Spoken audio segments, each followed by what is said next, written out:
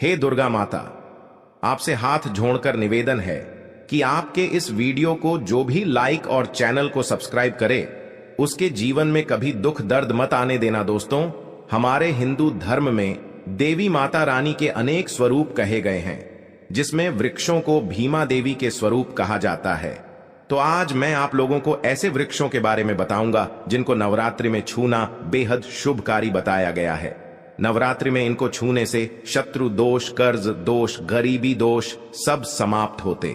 नवरात्रि के पावन पर्व चल रहे हैं। नवरात्रि के पावन पर्व में कुछ ऐसे वृक्ष है जो कि देव वृक्ष कहे गए, देवी वृक्ष कहे गए हैं। ये देवी के स्वरूप होते हैं, माता काली के स्वरूप होते हैं। और हमारे धर्म में पेड़ पौधे को देवी देवता मान करके हम इनकी पूजा करते हैं, और हमें पूजा भी जरूर करनी चाहिए। साइंस भी कहता है पेड़ पौधे मनुष्यों को फ्री में प्राण वायु प्रदान करते हैं, और पेड़ पौधे हमें ऑक्सीजन देते हैं, और हमारे जो कार्बन डाइऑक्साइड होता है उसे ग्रहण करके सभी प्रकार के जितने भी नकारात्मक चीज होते हैं उसे अपने अंदर में स्वयं सोख लेता है और हमें ताज प्रदान करते हैं। तो पेड़ पौधे स्वयं तेज धूप में तपता है, लेकिन मनुष्य को शीतल छाया प्रदान करता है। तो नवरात्रि के समय में कुछ ऐसे पेड़ पौधे हमारे धर्मशास्त्र में कहे गए हैं जिनको छूने मात्र से व्यक्ति के बंद किस्मत के ताले खुल जाते हैं, व्यक्ति का सौभाग्य चमक जाता है। हमारे शास्त्रों में पेड़ पौधों को बहुत ही गुणकारी कहा जाता है, क्योंकि इनमें साक्षात देवता होते हैं। अनेक बीमारी का उपचार पेड़ पौधों में ही छुपा है, जड़ी बूटी में ही छुपा है। और भगवान श्री कृष्ण ने गीता में स्वयं कहा है कि वृक्षों में मैं पीपल का वृक्ष हूं।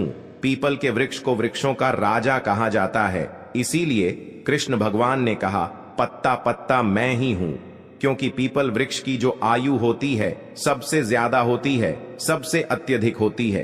पीपल वृक्ष सर्वशक्तिमान होता है, पूजा पाठ में अत्यधिक इसका महत्व होता है। दोस्तों, इसीलिए भगवान श्री कृष्ण ने गीता में स्वयं कहा है कि मैं वृक्षों में पीपल का वृक्ष हूं। तो चलिए आज मैं आप लोगों को नवरात्रि के समय में छुए जाने वाले वृक्ष के बारे में बताऊंगा। तो जय माता दी अवश्य लिख दीजिए कमेंट में। दोस्तों, हमारे धर्म शास्त्र में अनेक ऐसे वृक्ष हैं जो कल्याणकारी होते हैं, मंगलकारी होते हैं। अगर इस वृक्ष को छू लेते हैं तो आपकी सभी प्रकार की परेशानी है, सभी प्रकार के कष्ट है, यह सब समाप्त हो जाते हैं। खास करके नवरात्रि के समय में इसका असर कई लाख गुना होता है। नवरात्रि के समय को शक्ति का पर्व कहा जाता है। शक्ति पर्व क्यों कहा जाता है? क्योंकि इस समय अचेत जो वस्तु होती है वो भी चेतना युक्त हो जाती है। अर्थात इस समय जो शक्ति हमारे धरती लोक में आ जाती है। नौ दुर्गा को क्या बोल सकते हैं? हम शक्ति बोल सकते हैं।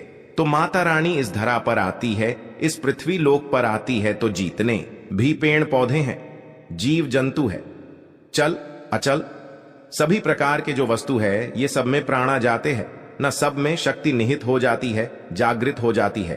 तो इस समय कोई भी पेड़ पौधे को जा करके छू दें।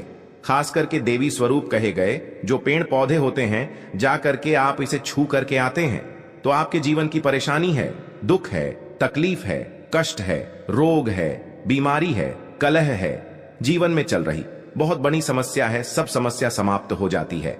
काल सर्प दोष, मंगल दोष, शनि दोष, राहु दोष तत्काल अपना असर दिखाती है और सब दोष खत्म हो जाते हैं। दोस्तों, आज मैं आप लोगों को 3 पौधों के बारे में बताऊंगा, और ये तीनों पौधे देव वृक्ष कहे जाते हैं। वीडियो को ध्यान से देखना। अगर आज की वीडियो मिस कर दी तो फिर सारी जिंदगी आपको पछताना पड़ेगा, क्योंकि नवरात्रि ही एक ऐसा पर्व होता है, एक ऐसा समय होता है, केवल 9 दिनों के भीतर। मैं आपको लंबी पूजा पाठ करने की जरूरत नहीं।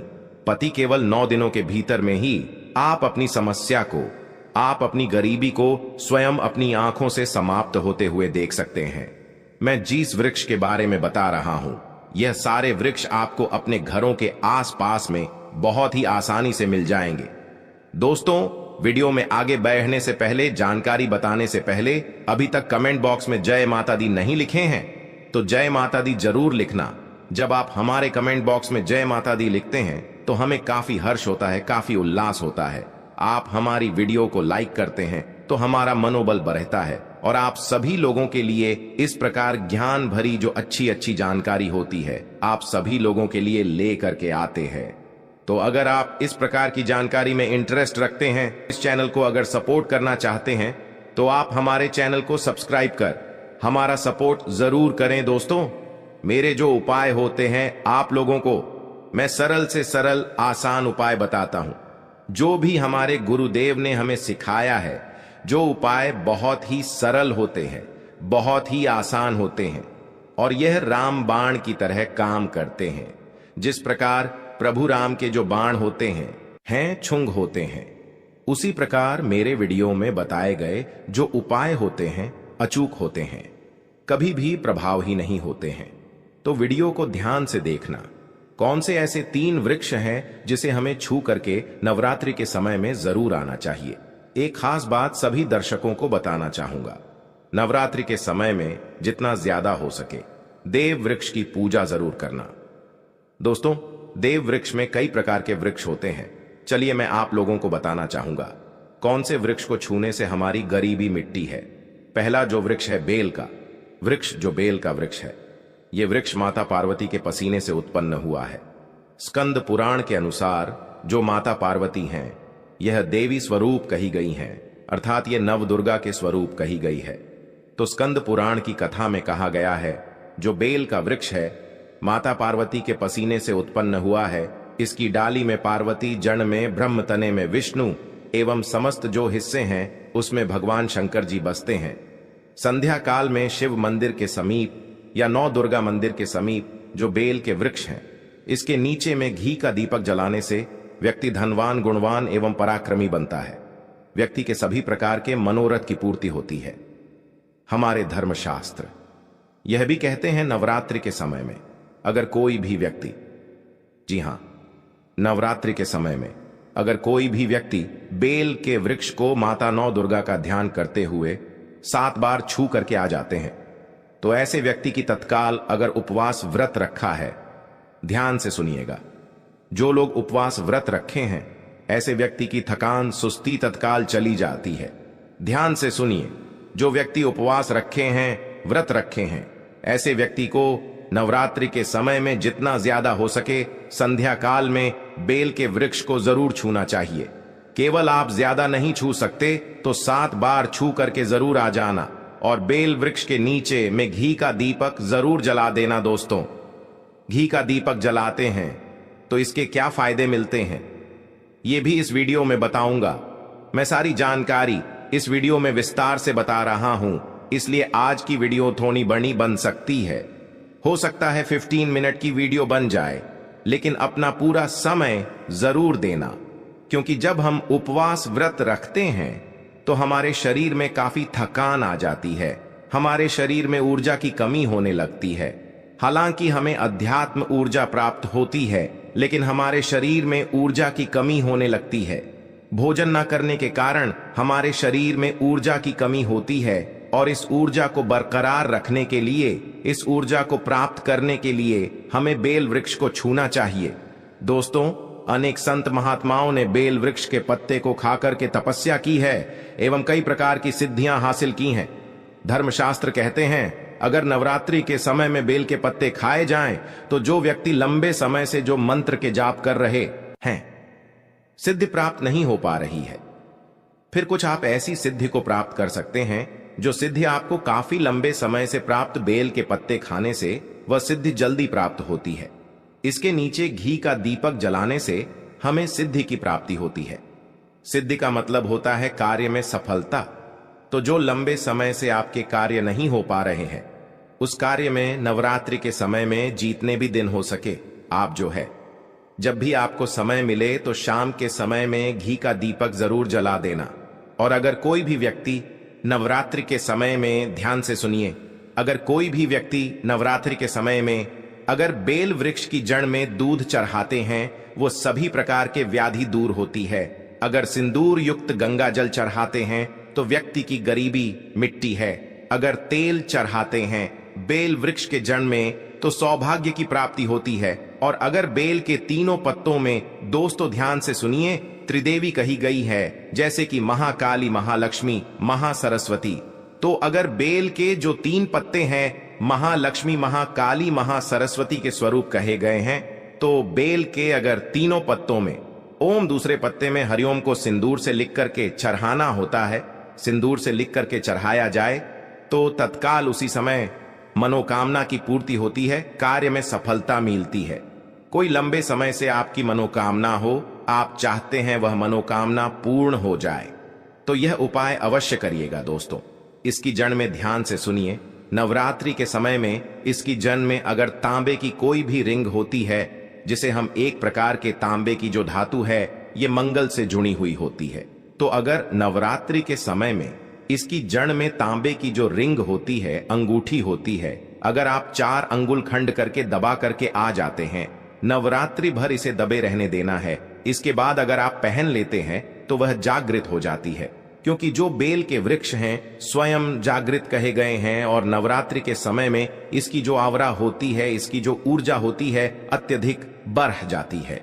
फिर अगर आप इस प्रकार की अंगूठी को पहनते हैं तो कभी भी आपको रक्त संबंधी समस्या नहीं आती, क्षणिका दोष नहीं सताता, राहु की पीड़ा नहीं सताती और 9 दुर्गा की कृपा से सदैव आप सुरक्षित रहते हैं। ऐसे व्यक्ति की कभी भी अकाल मृत्यु नहीं होती।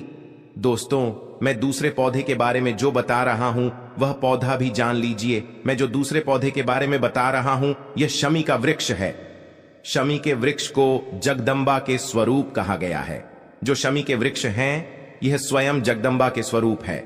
इस पर स्वयं मां जगदम्बा स्वयं साक्षात विराजमान रहती है और कोई भी व्यक्ति अगर संध्या काल में नवरात्रि के समय में इसके नीचे में धूप दीप जलाता है, धुआं दिखाता है, तो उनकी सभी प्रकार की परेशानी दूर होती है।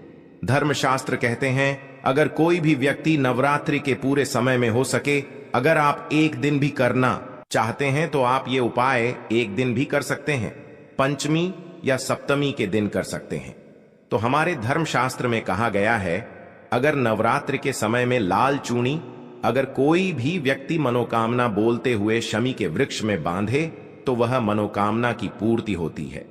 लाल चूनी अगर कोई भी महिला जाकर के बांधती हैं तो उन्हें सौभाग्य की प्राप्ति होती है, उसके पति की कभी भी अकाल मृत्यु नहीं होती। इसकी जड़ में सिंदूर डालने से व्यक्ति को आरोग्य की प्राप्ति होती है। जो लोग लंबे समय से बीमार पड़े हैं, ऐसे व्यक्ति के जो घर में रहने वाले सदस्य हैं, तो वह लोग जो बीमार पड़े हैं उनके शरीर से 7 बार सिंदूर को उतारा करके शमी की जड़ में डाल सकते हैं, तो उनके रोग जल्दी ठीक हो जाएंगे। जो लोग लंबे समय से बीमार पड़े हैं या फिर आप बीमारी से बचना चाहते हैं, निरोग रहना चाहते हैं, तो इसकी जड़ में सिंदूर जरूर डाल देना। मनोकामना पूर्ति करने के लिए मैं एक मंत्र बता रहा हूं। इस मंत्र को बोलते हुए शमी के वृक्ष को छूना है। इस मंत्र को बोलते हुए शमी के वृक्ष को छूना है। आप तत्काल नवरात्र के समय में इसका रिजल्ट देखना। जैसे ही नवरात्र समाप्त होगा, आपकी जो मनोकामना है उसकी पूर्ति हो जाएगी। आपकी जो दरिद्रता है वह दरिद्रता समाप्त हो जाएगी। तो मंत्र कौन सा है? तो आपको बोलना है मम्मन और थे पूरे मम दरिद्र नाश। ये मंत्र आपको बोलना है। ये मंत्र बोलते शमी के वृक्ष को छूना है। सभी प्रकार के आपके मनोरथ की पूर्ति होगी। आपकी जो दरिद्रता है, दरिद्रता समाप्त हो जाएगी, 2 मंत्र हो जाएंगी। या आपको छूते हुए बोलना है। आप चाहते हो तो नवरात्रि के समय में मौली धागे भी शमी के वृक्ष पर बांध सकते हो। अधिकतर लोग मौली धागे बांधते हैं। मौली धागे बांधने से माता रानी आपसे बन जाती है। दोस्तों, कहने का मतलब है कि माता रानी आजीवन आपका साथ देती है, आपके हर कदम में मार्गदर्शन करती है। इसकी जड़ की मिट्टी ला करके ध्यान से सुनिए। नवरात्रि के समय में अगर आप जो है 9 दुर्गा के उपवास नहीं कर पा रहे हैं, व्रत नहीं कर पा रहे हैं किसी कारणवश, तो केवल इसकी जड़ की मिट्टी ला करके नवरात्रि के समय में स्नान करने से व्यक्ति का भाग्य उदय हो जाता है, व्यक्ति का भाग्य चमक जाता है, व्यक्ति की जो फूटी किस्मत होती है वह भी चमक जाती है। आप में से अधिकतर लोग बोलते हैं ना कि हमसे लक्ष्मी नाराज हो चुकी है, लक्ष्मी हमारे घर में आना ही बंद कर चुकी है। तो आप चाहते हैं कि लक्ष्मी की कृपा प्राप्त हो जाए, तो नित्य नवरात्रि के समय में इसकी मिट्टी को ला करके नवरात्रि के समय में स्नान करना शुरू कर दीजिए। नहाने वाले पानी में डाल करके स्नान करना शुरू कर दीजिए। आपके शरीर से दोष दूर हो जाएंगे। आपके शरीर से किसी भी प्रकार की पीड़ा है, सकारात्मक शक्ति आपके शरीर में प्रवेश कर गई है, वह भी समाप्त हो जाएगी। दोस्तों, तीसरे क्रम में मैं जिस वृक्ष के बारे में बता रहा हूं, मित्रों, इस वृक्ष को देव वृक्ष भी कहा जाता है।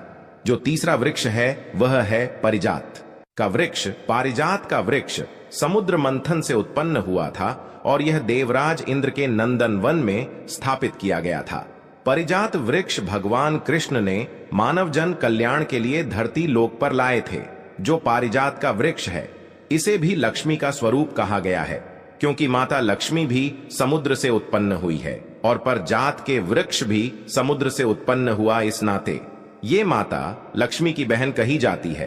तो ऐसा माना जाता है कि कोई भी मनुष्य, उनके शरीर में कितनी भी ज्यादा थकान हो, कितनी भी पीड़ा हो, जैसे कि नवरात्रि के अगर आप व्रत रख रहे हैं, व्रत के दौरान अगर आपके शरीर में थकान है, पीड़ा है, तो पारिजात के वृक्ष को शाम के समय में छू करके जरूर आ जाना। आप चाहते हो तो नवरात्रि के किसी भी टाइम में आपको टाइम मिले, उस समय में जा करके इसके वृक्ष को छू सकते हैं। इसके वृक्ष को छूते ही तत्काल शरीर से पीड़ा है, जो थकान है, सुस्ती है, कमजोरी है, वह समाप्त हो जाती है। इस वृक्ष के नीचे में अगर नवरात्रि के समय में घी का दीपक जलाया जाए, चुटकी भर सिंदूर अगर इसकी जड़ में डाला जाए, तो सभी प्रकार की मनोकामना की पूर्ति होती है। लेकिन आपको प्रार्थना जरूर करनी है कि हे पारिजात वृक्ष, आप देवी स्वरूप कहे जाती हैं, आप हमारी सभी प्रकार की पीड़ा को दूर करे। ग्रह दोष है, पितृ दोष है, लक्ष्मी दोष है, इसे आप समाप्त करें। लक्ष्मी स्वयं आपकी बहन है। माता लक्ष्मी का हमारे जीवन में प्रवेश कर जाएं, इस प्रकार का आप हमें आशीर्वाद प्रदान करें। इस प्रकार से आप इनसे जो है मनोकामना बोल सकते हैं, मनोरथ बोल सकते हैं। यह लक्ष्मी की बहन कही गई है क्योंकि समुद्र मंथन से यह उत्पन्न हुआ है। तो अगर आप भी जल्द धनवान बनना चाहते हैं, आपके जीवन में कोई कामना है, कोई कामना अधूरी रह गई है, तो हमने 3 वृक्ष के बारे में बताया है। इन 3 वृक्ष को नवरात्रि के समय में छूना शुरू कर सकते हैं। और अगर कोई व्यक्ति यह तीनों वृक्ष को छू लेते हैं, ध्यान से सुनिए, अगर तीनों वृक्ष को छू लेते हैं तो ऐसे व्यक्ति के कार्य सफल होने से, ऐसे व्यक्ति की मनोकामना पूर्ण होने से दुनिया की कोई भी शक्ति नहीं रोक पाएंगे। मनोकामना पूर्ति करने के लिए, कार्य में प्रगति प्राप्त करने के लिए, अपनी किस्मत को चमकाने के लिए, सोए हुए भाग्य को जागृत करने के लिए नवरात्रि में ये उपाय जरूर करिएगा। दोस्तों, यह उपाय सोने पर सुहागा होगा या आपकी जिंदगी को संवार देंगे, आपकी जिंदगी में चल रही परेशानी को दूर कर देंगे। तो यह जानकारी कैसी लगी हमें कमेंट सेक्शन में जरूर बताना और इस जानकारी को अपने तक सीमित मत रखना। इस जानकारी को आगे जरूर शेयर करना, क्योंकि ज्ञान बांटने से ज्ञान बढ़ता है। हो सकता है आप इस वीडियो को शेयर आगे करेंगे तो कोई व्यक्ति नवरात्रि के समय में थकान महसूस करते हैं, पीड़ा महसूस करते हैं, नवरात्रि के समय उनको होती है किसी भी प्रकार के कष्ट होते हैं, तो इन वृक्षों को छू करके सारे कष्टों से छुटकारा पा सकते हैं। तो समाज कल्याण हेतु इस वीडियो को आगे जरूर शेयर करना। कमेंट बॉक्स में अभी तक जय माता दी नहीं लिखा है तो जय माता दी लिख दीजिए।